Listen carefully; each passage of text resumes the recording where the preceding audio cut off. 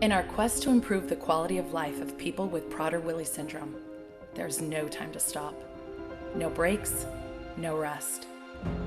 We recognize the robust research and progress already achieved through the powerful alliance of patients, parents, families, physicians, and researchers. At Soleno, our goal is to address the challenge of PWS and to develop a safe and effective treatment. And we can't get there without you. As a parent of a child with PWS, I've learned that I need to use my voice to help advocate for my daughter. We are the voice for our children. To the patients with PWS and your families and friends who struggle to live a full life with this rare condition, we hear you, we see you, and we support you. Your passion, energy, and commitment inspire us daily in our quest to improve the quality of life of people with PWS. Your resilience fuels our determination to develop a treatment that could truly change lives. We're making a difference together.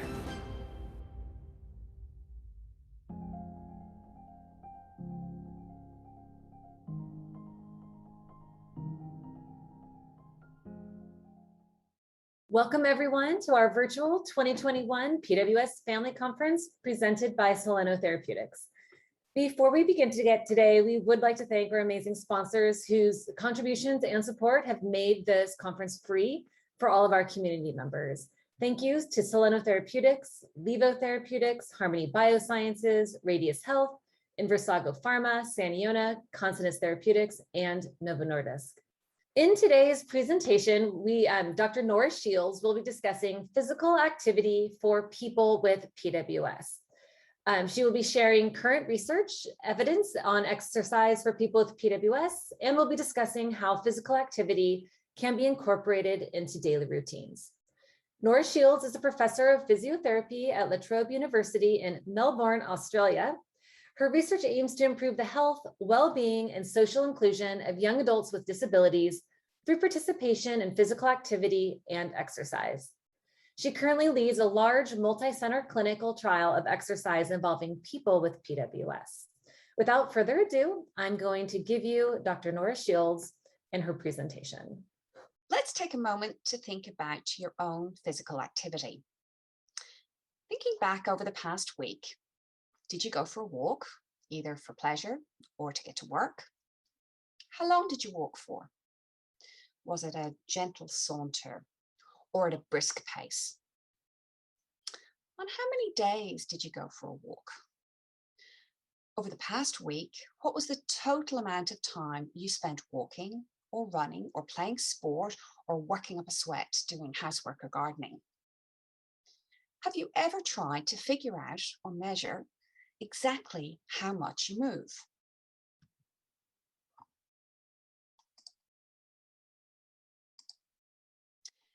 I begin with all these questions because they are relevant to everyone. I know some of you will know a lot about physical activity, but given the majority of people don't do enough physical activity, I want to begin by talking about some key things that everyone needs to know about physical activity. First things first, what is it? When you hear or read about physical activity, often the terms physical activity and exercise are used interchangeably. Yes, they are related, but they're not the same thing. Physical activity is any movement of the body that results in energy expenditure. So standing up from sitting down, tidying up the house, getting dressed, going for a walk, all these are examples of everyday physical activity. Exercise, on the other hand, is movement that is done with the expressed goal of maintaining or improving physical fitness. And for this reason, it's usually planned, structured, and it is often repetitive. Second, why bother with physical activity? Why invest in it? Well, physical activity makes us happy. Physical activity makes us healthy. Physical activity makes us smart. And there's very good evidence that shows us physical activity makes us happy and healthy and smart. Those who are physically active are usually more socially connected, more confident, they live longer, they have fewer chronic health problems, they experience less cognitive decline, and they have better memory. A study by Dykens of 123 people with Prader-Willi syndrome also found positive associations with physical activity. People with Prader-Willi syndrome who engage in more physical activity had less frequent skin picking, higher communication and socialization scores, lower BMIs, and higher composite and non-verbal IQs. Last year, the World Health Organization updated its physical activity guidelines. The diagram on the slide shows us how physical activity guidelines have evolved over the past 40 years. The 2020 guidelines included several firsts. It is the first time recommendations have been included for people with disability. It is the first time recommendations discuss sedentary behavior. Being physically active and reducing sedentary time are both important, and they have different effects on our health. The amount of time we spend sedentary has specific effects on our metabolic system. So understanding sedentary behavior may be particularly relevant for people with Prader-Willi syndrome. The 2020 guidelines was also the first time that no minimum duration of physical activity was recommended. What this means is that all physical activity counts. Lastly, the guidelines now emphasize the benefits of muscle strengthening for everyone. It is recommended adults do at least 150 minutes of moderate intensity physical activity each week, or at least 75 minutes of vigorous intensity physical activity each week. Taking a brisk walk is an example of moderate intensity physical activity. You should be able to maintain a conversation with somebody and you'll sweat lightly. Running is an example of vigorous intensity physical activity. It will make you huff and puff and you will sweat. It is recommended children and adolescents do on average at least 60 minutes every day of moderate to vigorous intensity physical activity. And in case you need any more convincing to invest time in physical activity, consider this. On average, doing just 15 minutes of physical activity a day adds 3 years to your life.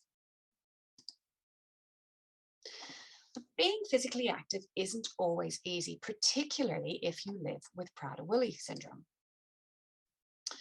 Learning how to move is difficult for those with Prader-Willi. We know infants with Prader-Willi are much slower to develop their movement skills, taking on average twice as long to attain key milestones compared to infants who are typically developing. Unfortunately, this gap in movement ability doesn't ever close.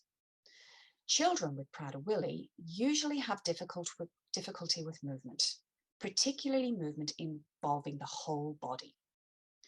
They have well below average muscle strength, well below average coordination, and well below average balance and agility.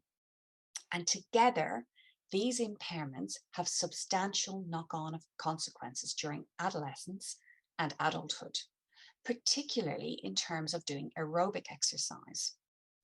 I'm going to return to this idea later in the presentation. Based on available literature, we estimate children with Prader-Willi are likely about half as physically active as they need to be. Only about 1 in 10 children with Prader-Willi will be doing the recommended amount of daily physical activity. In adults with Prader-Willi syndrome, the data are a little less clear. So many adults may meet the physical activity guidelines in terms of the recommended amount of moderate intensity physical activity. However, we know little about their sedentary behaviors or about their participation in muscle strengthening activities. And both of these are very important for adults with Prader-Willi. It's also important to think about why being physically active is harder for people with Prader-Willi. It's particularly important to consider the effect of the environment, both the physical and the social environment. For example, access to physical activity infrastructure in the community, things like gym facilities, sports fields, parks, beaches, walking trails, can be more difficult for people with Prader-Willi due to cost, their need for social support or supervision, and reliance on available public transport. Many people with Prader-Willi may lack an interest in exercise, and this can be related to previous negative experiences, but also to their backgrounds. That is, whether they're in family engaged in physical activity or not. A lack of interest in exercise can affect motivation to do physical activity in the future. There are also some characteristics of Prader-Willi itself which can make being physically active difficult. For example, having very low lean muscle mass can make movement more difficult. Anxiety can make trying new things harder. And having an intellectual disability can mean it takes more time to master the skills needed. Health interventions for people with Prader-Willi are usually directed towards weight management and improving quality of life. Exercise is a key component. Now note here, I've changed from talking about physical activity, the total amount of movement a person does, to talking about exercise, the planned, structured, repetitive activity that's done for the purpose of maintaining or improving health. What can the scientific literature tell us about exercise for people with Prader-Willi? Before I get into specifics, I'd like to make a few observations about exercise for people with disability in general. The first is that evidence about the benefits of exercise for those with disability is very recent. Most studies have been published in the last 10 years, and this represents a knowledge shift and a new way of thinking. The second is that most of our evidence about exercise for people with disability involves younger children, and much less is known about exercise during adolescence and young adulthood for those growing up with a disability. Third is that there is an evidence gap for those with more complex disability. We know a lot about exercise for those with physical disabilities who can walk independently, or for those with intellectual disabilities with good adaptive function. But if you have a more severe or more complex physical and or intellectual disability, there is a rather small evidence base available. Although our evidence base is small, it is growing. 9 studies with 160 participants have been published on exercise interventions for people with Prader-Willi.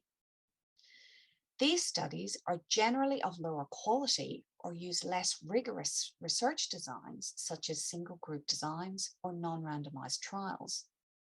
And this is important to know because lower quality studies can overestimate the size of the benefit to participants.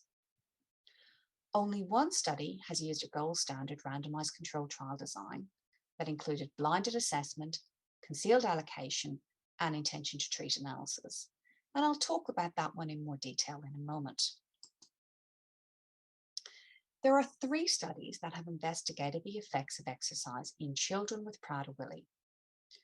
2 of these are non-randomized controlled trials, and 1 is a single group study. The 62 participants in these studies were on average aged between 9 and 11 years. These 3 studies all investigated exercise programs done at home and supervised by parents. The exercise programs prescribed in these studies were very different. The earliest study got children to perform a single exercise for the calf muscles once a day for 10 weeks. So these children did 36 repetitions of that one exercise every day, which took them about 3 or 4 minutes. The exercise wasn't changed or it wasn't progressed in that entire 10-week period.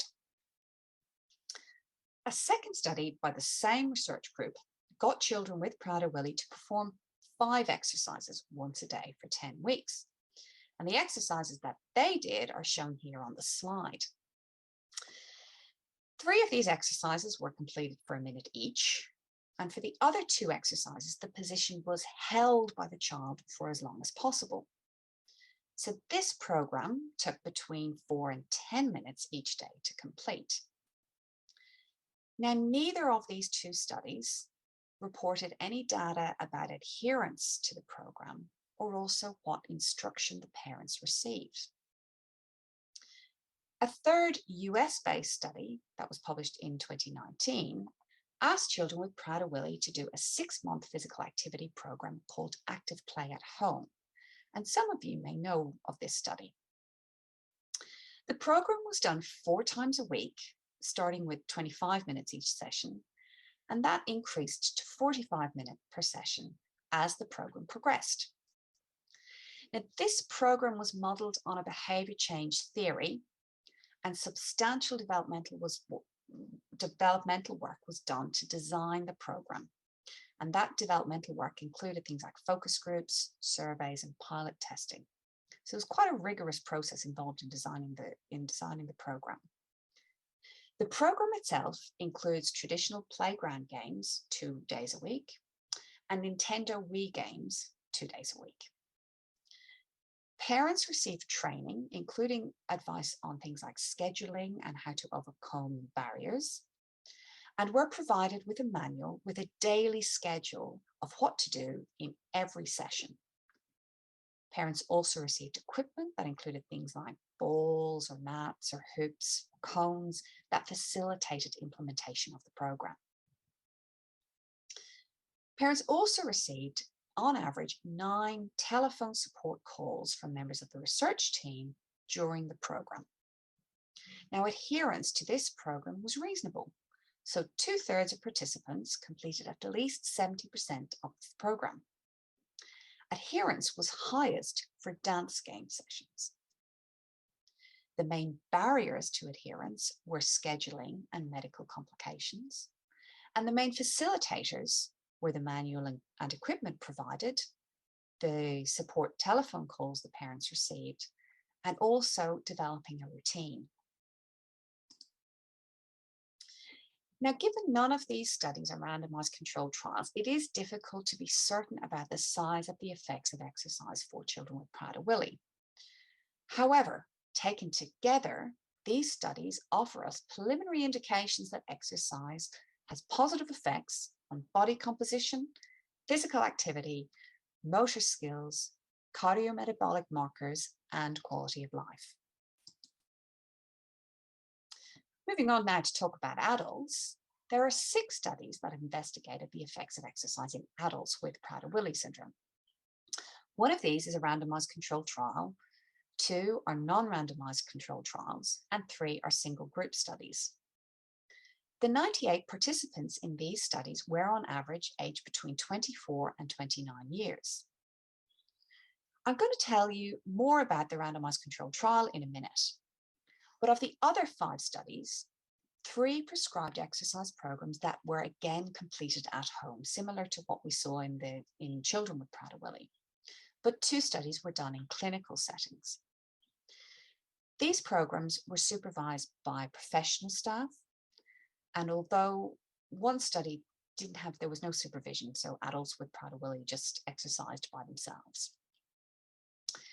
These 5 studies implemented very different exercise programs, and I'll tell you a little bit about 3 of them just to give you a flavor of what's been done.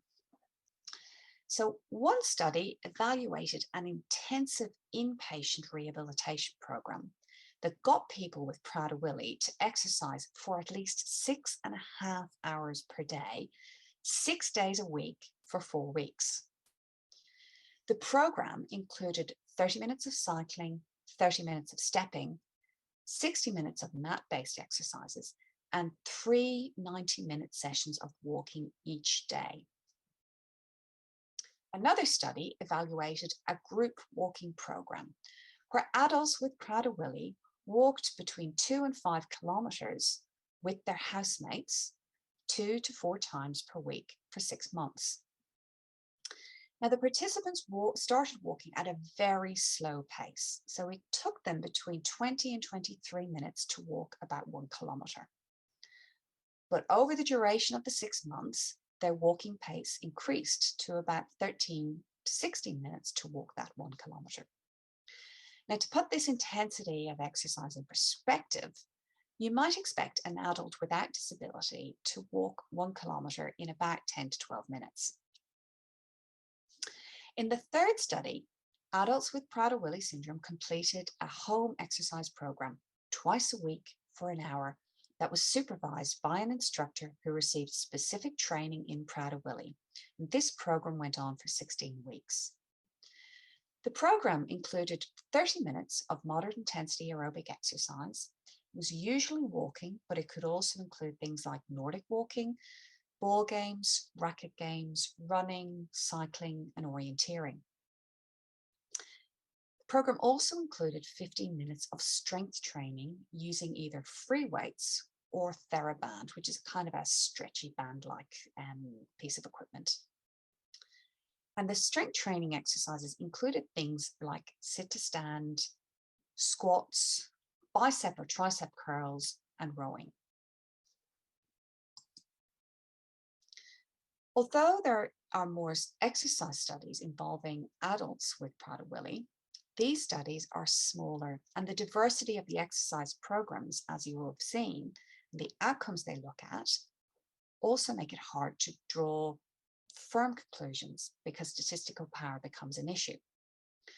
However, these studies again suggest that exercise has a positive effect on outcomes we might expect to change as a result of exercise. So things like body weight, fitness, physical activity, and physical function. Now, I said I would come back to this point about the consequences of low movement proficiency and aerobic exercise. Aerobic exercise is a common element of current management in Prader-Willi, and that's because of our focus on energy balance. That is, balancing a high energy intake from diet and hyperphagia with a low energy output from low physical activity and low muscle mass. However, aerobic exercise is not easy. For example, running requires prolonged concentration and high levels of coordination. It also requires effort. You will huff and puff, and it can feel uncomfortable if you're not used to that sensation, or indeed the sensation of sweating. Aerobic exercise also has small effects on muscle mass or muscle strength, important for people with Prader-Willi who have very low muscle mass and reduced muscle strength. If we want to target muscle strength, we need to think about a different type of exercise called progressive resistance training. When I began working with people with Prader-Willi, I identified 4 key gaps in our knowledge about exercise for them. One was exercising in community settings. So most people without disability exercise in their communities rather than at home or in a clinical setting. I admit now, during COVID and the pandemic, this has changed a little bit, but in ordinary time, usually people go out into their communities to exercise. The second thing is about high intensity exercise. So the intensity of exercise in most of the studies that I talked about involving people with Prader-Willi, the intensity is low. Now that could be related to the burden of low expectations that is placed on people with disability generally, or the propensity to protect people with disability and not wanting to push them. The third thing is progressive exercise. So many of the studies, you will have noticed that I said they didn't progress the exercise, or they didn't change the exercise programs to increase the challenge for people with Prader-Willi during the program. And the fourth gap is experiences. We know very little about the exercise experiences of people with Prader-Willi and what their needs and wants are. From my other research involving young adults with disabilities of different types, I know they are interested in being physically active and often list community activities like walking, swimming, sport, and the gym as places they would like to exercise.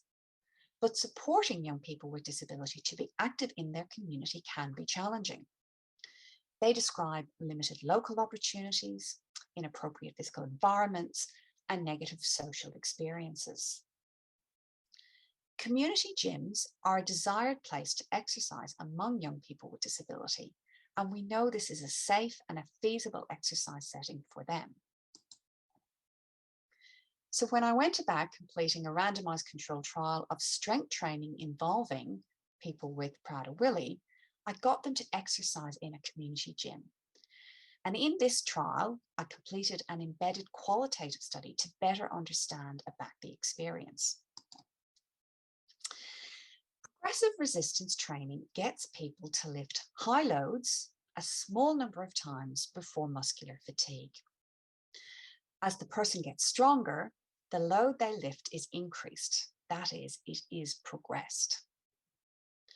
Based on my work with people with Down syndrome, I thought progressive resistance training might be a good choice for people with Prader-Willi because the skills are easy to learn because they're quite repetitive.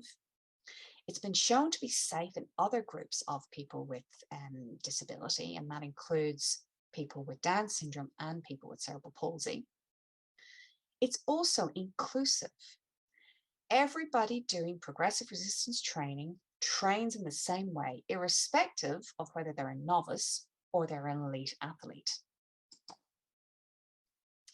A progressive resistance training program usually involves a small number of exercises to work either a specific muscle, such as the biceps, or groups of muscles, such as a chest press, to work the shoulder flexors and the elbow extensors. These programs are usually done in a gym with either weight machines or free weights. Pin-loaded weight machines are recommended for beginners. The movement of each exercise is repeated 8 to 12 times, and this is called a set.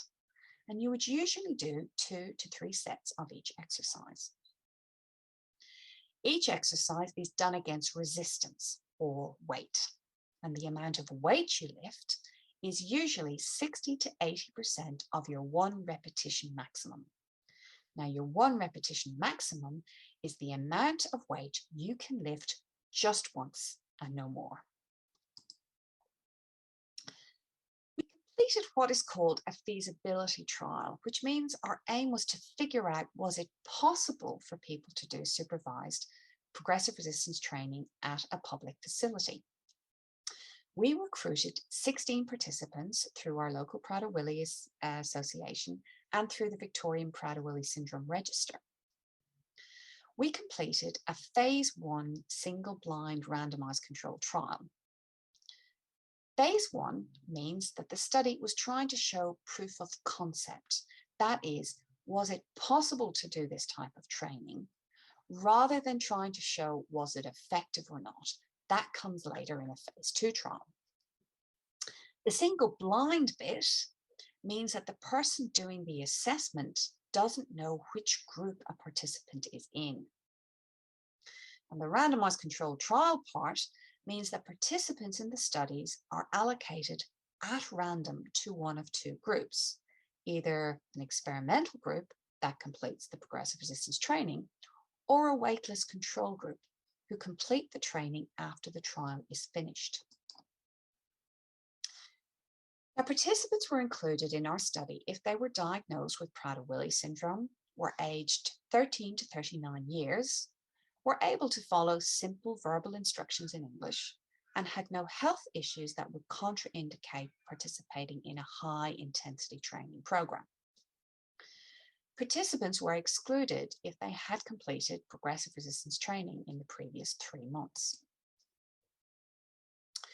The intervention was completed at a community gym local to each participant, so every participant went to a different gym. Participants were supervised by a physical therapist, and the training took place twice a week for 10 weeks. The program included 7 exercises, 3 of these exercises focused on the arms, 3 of the exercises focused on the legs, and there was 1 exercise for the trunk muscles. And all the exercises, where possible, were performed on pin-loaded equipment. Based on Bowen's evidence-based framework, we collected data around 4 aspects of feasibility. And these were implementation. So we were really asking the question, can the participants do the program as planned? Practicality, which is asking the question, is the program safe and can it be delivered in the way it was intended to be delivered? Limited efficacy is where we look at the data to see if there's an indication that the program can work. So we don't set out to prove that it does work. We're looking for indications that it might work. And acceptability. So is the program suitable for the participants? We measured implementation by measuring the attendance at the training sessions and also the participants' adherence to the exercise protocol. So what they did while they were at the gym. Practicality was measured looking at the extent to which any adverse events happened. So things that are not so good that happened during the program that we might want to prevent or that we need to know about. And data on these elements, so attendance, adherence, and adverse events, we collected those in an exercise logbook that was completed by the physical therapist. The effect of the training before and after the intervention period was assessed in a number of ways. So we looked at muscle strength. We measured the 1 repetition maximum of the chest press and leg press. We looked at muscle performance measured using a box stacking test and also a timed stair climb. We measured muscle composition using ultrasound scans to measure muscle thickness and DEXA scans to measure lean muscle mass. We also measured physical activity using accelerometers, which are little monitors that people wear on their waistband. Acceptability of the program was explored through semi-structured interviews with the physical therapists. We had 22 expressions of interest for the study, of which 16 participants met the inclusion criteria. And there was an equal number of men and women in the trial, and their average age was 25. And these 16 participants were randomly allocated to either the experimental group or the waitlist group, with 8 people in each group. We had excellent attendance at scheduled sessions, so 92% of the scheduled sessions were completed. And the reasons why people didn't attend a scheduled session was illness, vacations, scheduling difficulties, and 1 participant refused to attend 5 sessions. Adherence to the training protocol was good. So the resistance, or the amount of weight that the participants lifted, was increased by an average of 80% of the initial weight. So this tells us that the training did actually progress or did get more challenging as it went on. But there were some difficulties with training progression. So some participants refused to increase the weight lifted. And in other cases, the equipment that they were training on, the steps between increments of weight was too high for the participants, so that they couldn't get to the next step on the equipment because they weren't able to do that level. Another issue that happened was that the starting weight was less than desired for some participants. So mentioned earlier that we usually like to get people training between 60 and 80% of their 1RM. But for some of our participants in the trial, they actually started at a much lower level at between 20 and 40% of their 1RM. So not optimal. Now, in terms of the adverse events, we had 1 unexpected serious adverse event that was unrelated to the exercise training. This participant required hospitalization for a week and was able to return to training thereafter. We had 7 other adverse events that we describe as expected. They were non-serious and they were related to the training. So these were things that you might expect in a participant who was commencing exercise for the first time, such as muscle soreness. It's very normal for somebody who's starting progressive resistance training to experience muscle soreness in the first few weeks of the program. Some of these other events were things that you also might anticipate might occur with people with Prader-Willi, such as temper outbursts, anxiety related to skin picking, and there was one instance of food stealing. Now, our analysis found no difference between the groups for any measure, and this is what you would expect in a phase 1 trial, so we weren't overly fazed by that. What we were interested in was the estimated size of the effect on muscle strength, which we found to be moderate to large in favor of the experimental group.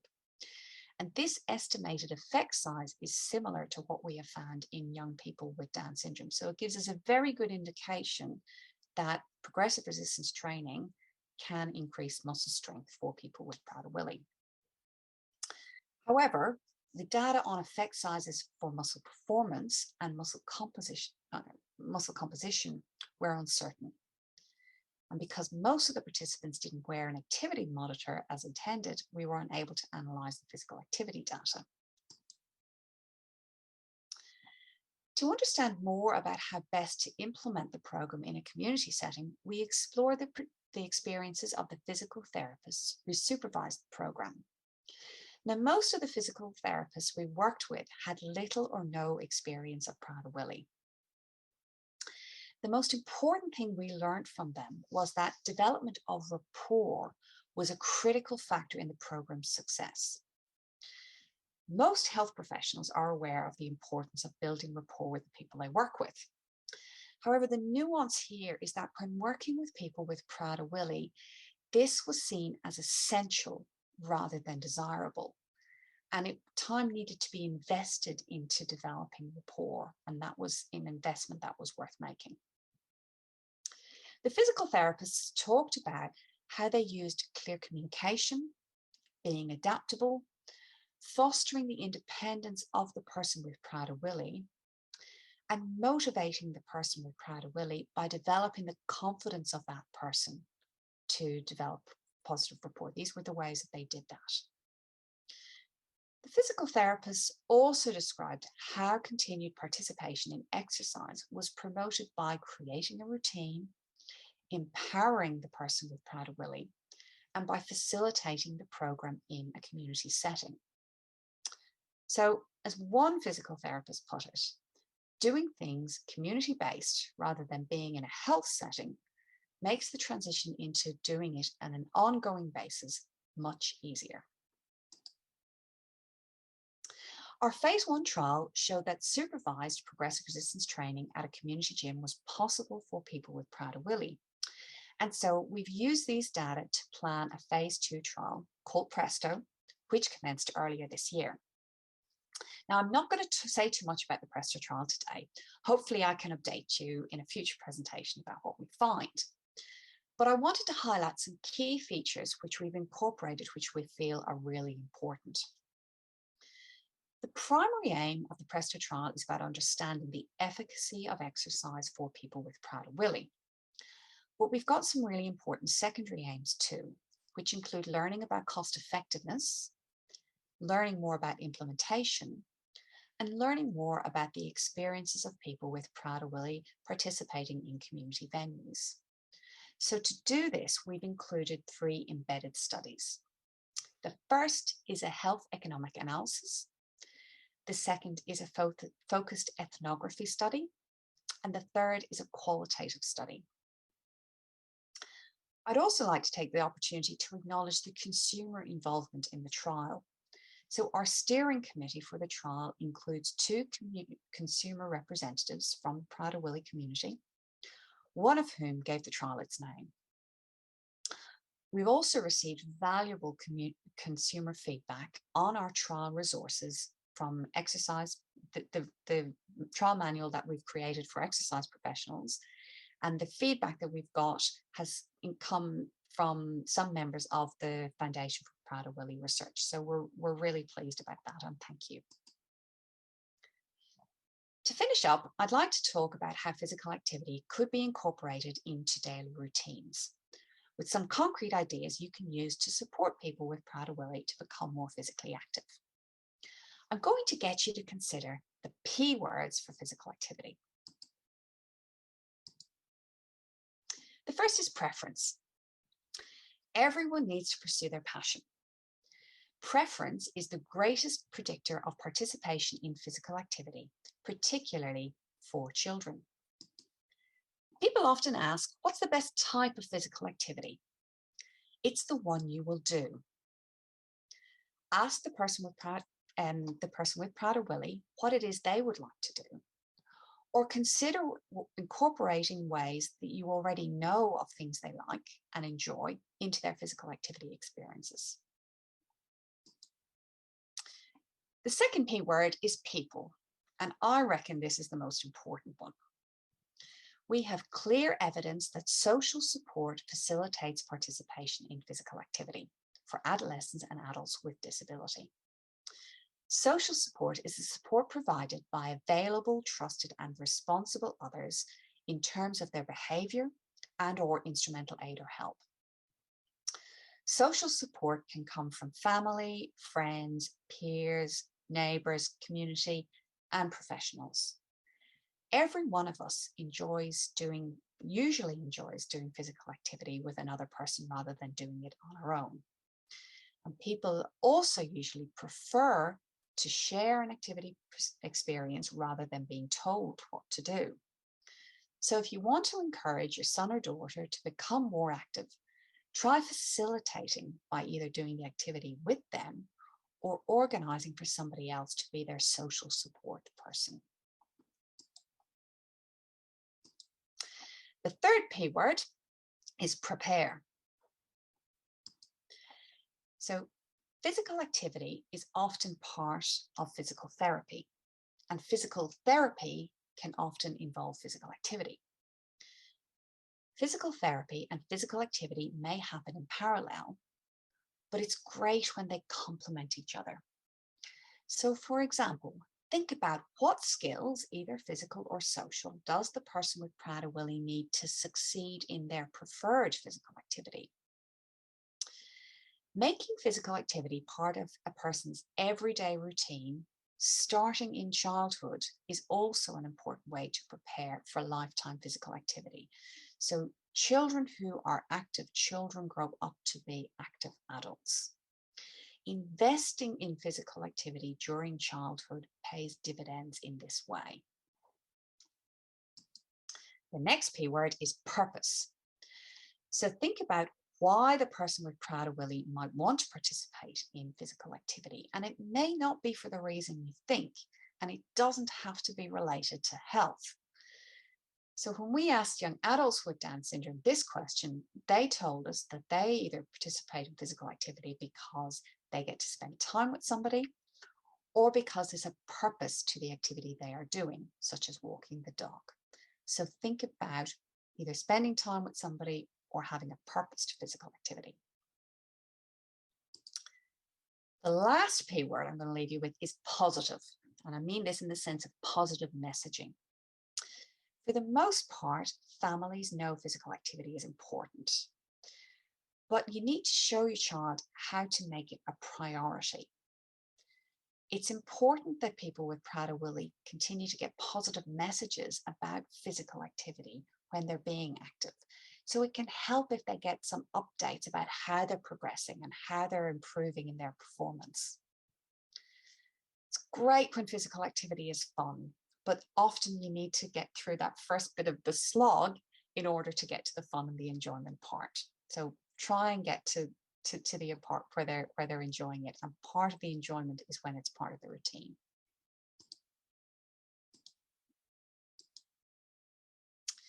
Our work to increase participation in physical activity among people with Prader-Willi syndrome is a team effort.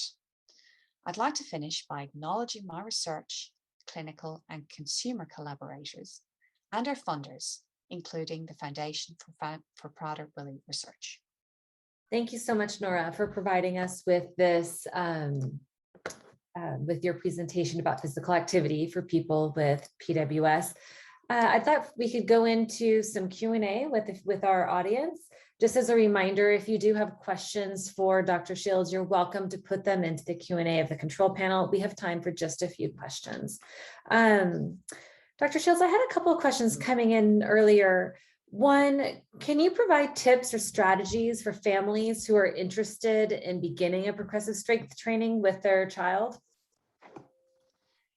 Yeah, I do.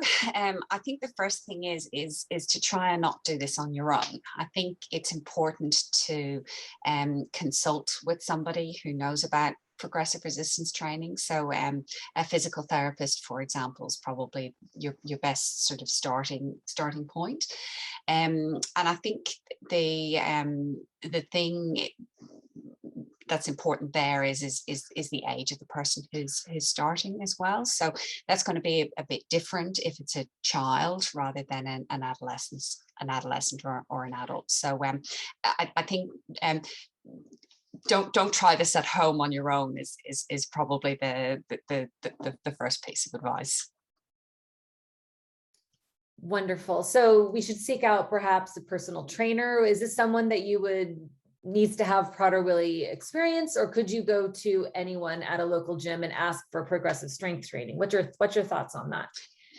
So my thoughts are it's better if the person has some experience with people with Prader-Willi. I know that when we did our phase 1 study, the physical therapists, many of them didn't have experience working with people with Prader-Willi, but they all had experience working with people with disabilities. So many of them worked with people with neurological conditions, where not everything was similar, but they would certainly be more aware of some of the the things to be mindful of when working with people with Prader-Willi. Now, in the Presto trial, we have a lot of exercise professionals, such as personal trainers, working with this. However, we have trained them. They've completed some training in what Prader-Willi is, and they've received specific advice in terms of how they need to approach the training and tips that they need to be aware of and things they need to do and to think about. So I think if you just go down to your local gym and you just book in for the next personal training, it could be fine, but equally it actually could be a bit of a recipe for disaster, because one of the things that we did find, even amongst our physical therapists, is that the person matters, and the rapport with that person is really important. And so when people are sort of more aware and know what that relationship might look like, I think there's a much higher chance of success. I hear you, and I agree. I know that having that right person to fit the personality of your loved one is so incredibly important, perhaps even more so than the technical expertise. We had a question in regards to age. So you mentioned that your study was for ages 13. I believe the upper age was 39.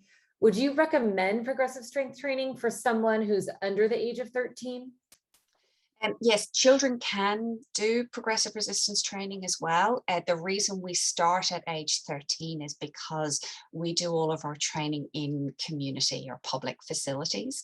And so most of those public facilities have age limits on them. And so they because of the nature of the place, and also the equipment is designed for adults, it's usually inappropriate to have somebody younger than the age of 13. So many gyms have an age limit of 14 years, but mostly we can actually begin from 13 onwards, and that's the reason why we have that age.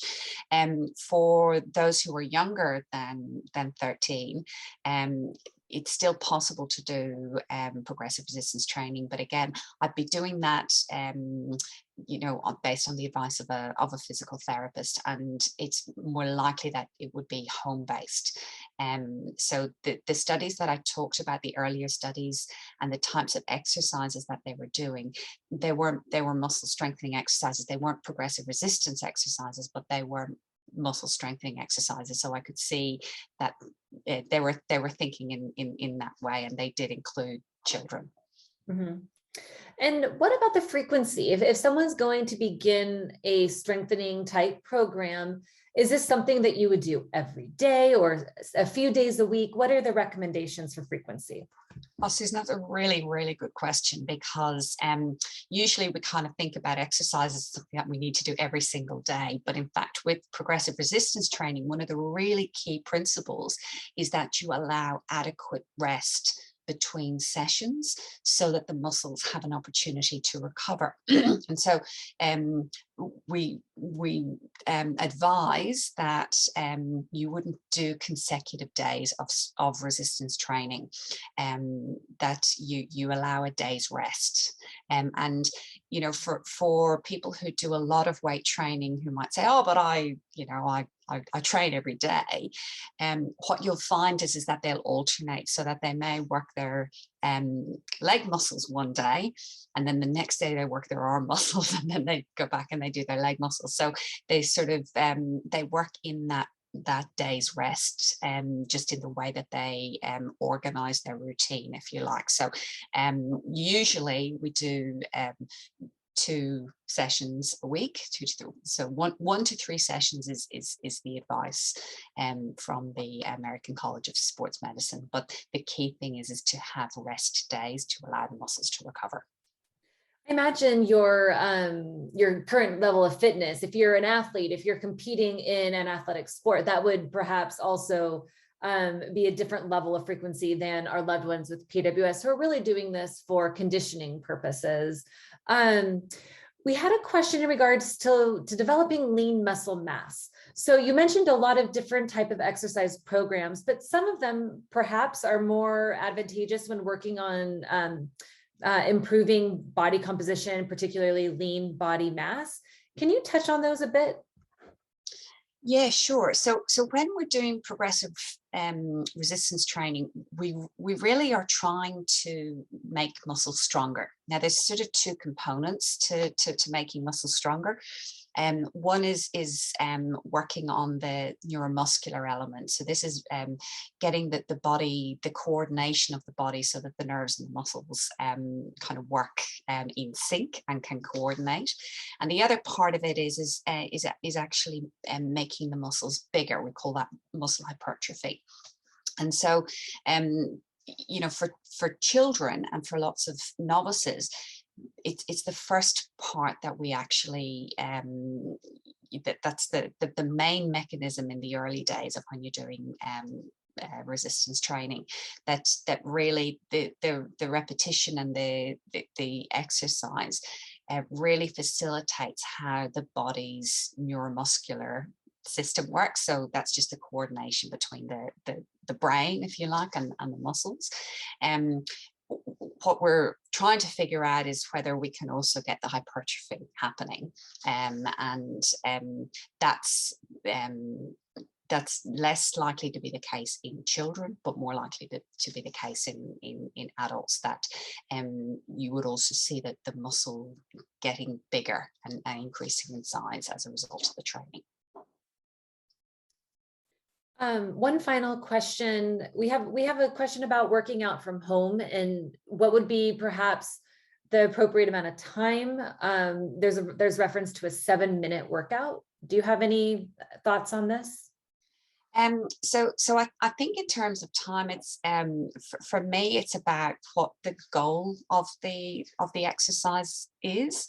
And also the age of the person is important, and how long they can maintain focus. And so, you know, my main message is that all physical activity is good.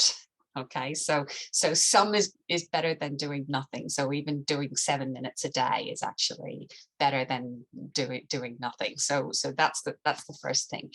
And the second thing then is whether you know, sort of what the person's goal is or what their preference is. And so you know, that's where you will think about, well, it's great to do some muscle strengthening as part of your sort of daily or as part of your workout within your week.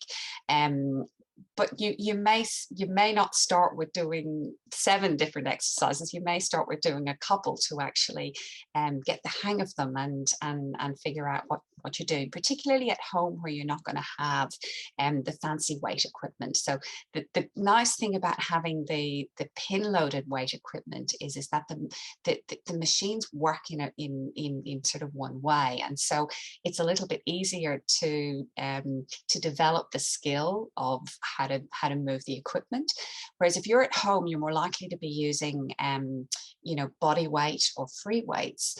And we don't recommend free weights for people starting out because they're more difficult. You need to have a fair amount of coordination in order to be able to do them. So we usually start out with body weight. But for people with Prader-Willi, that can be tricky because some people have great coordination, but some people need to really work on their coordination. And so you may, if somebody needs to learn the skill, you don't want to have them learning a whole lot of new movements at the same time. You might start off with a couple so they can really get the hang of those, and then add in others. So it's really quite individualized.